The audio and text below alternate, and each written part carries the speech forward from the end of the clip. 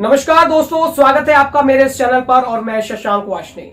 UP में मंत्री पद के इंतजार में बैठे ओम प्रकाश राजभर और इंडिया गठबंधन को टाटा बोलकर आए जयंत चौधरी इस बार बीजेपी के साथ हैं और बीजेपी ने इन सहयोगियों को अपने साथ शामिल कर इंडिया गठबंधन को तो तगड़ा झटका दिया ही है, साथ ही यूपी की पूरी 80 सीटों को जीतने का दावा भी ठोक दिया है।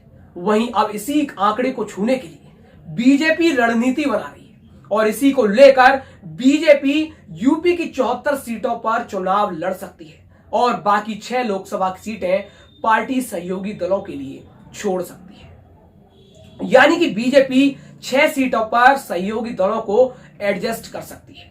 लेकिन ऐसे में बड़ा सवाल उठता है कि अनुप्रिया पटेल, ओम प्रकाश राजभर, संजय निषाद के साथ ही जयंत चौधरी को, यानी 4 पार्टी हैं, बीजेपी 6 सीटों में ही कैसे संतुष्ट करेगी और सीट शेयरिंग के इस फॉर्मूले का आधार क्या है?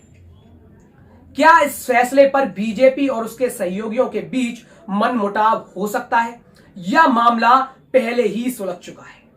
तो इस पर बात करेंगे, लेकिन पहले ये समीकरण समझ लेते हैं कि पार्टी आरएलडी को 2 सीट बिजनौर और बागपत, वहीं अपना दल को भी 2 सीट मिर्जापुर और रॉबर्ट्सगंज दे सकती है और ओम प्रकाश राजभर की पार्टी के लिए 1 सीट घोसी और निषाद पार्टी के लिए भी 1 सीट संत कबीर नगर छोड़ सकती है। वहीं देखा जाए तो बीजेपी के सहयोगी दलों को दिक्कत होना मुश्किल है।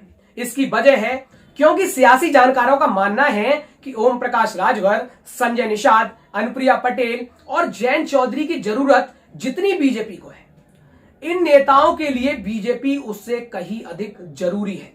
वहीं इस बात को ऐसे समझें कि आरएलडी नेता जयंत चौधरी की तो उन्हें सपा से गठबंधन में 7 सीटें जरूर मिल गई थी, लेकिन जीत कितनी पाते जयंत ने जरूर इसका भी आकलन जरूर किया होगा, नहीं तो अधिक सीटें छोड़कर बीजेपी में नहीं आती।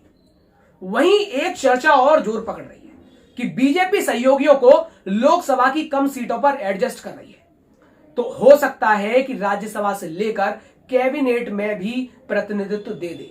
हालांकि यह हकीकत है या नहीं, यह तो भविष्य ही बताएगा।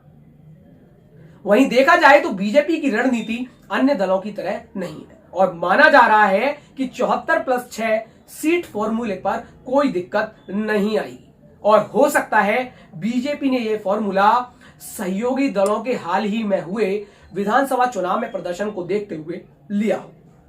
हालांकि यहां यह बताना जरूरी है कि 74+6 के इस फॉर्मूले का आधिकारिक ऐलान अभी तक नहीं हुआ है। दोस्तों, इस खबर पर आपकी क्या राय है कमेंट बॉक्स में हमें कमेंट करके जरूर बताएं। साथ ही हमारे चैनल को सब्सक्राइब करना ना भूलें और साथ ही वीडियो को शेयर भी करें।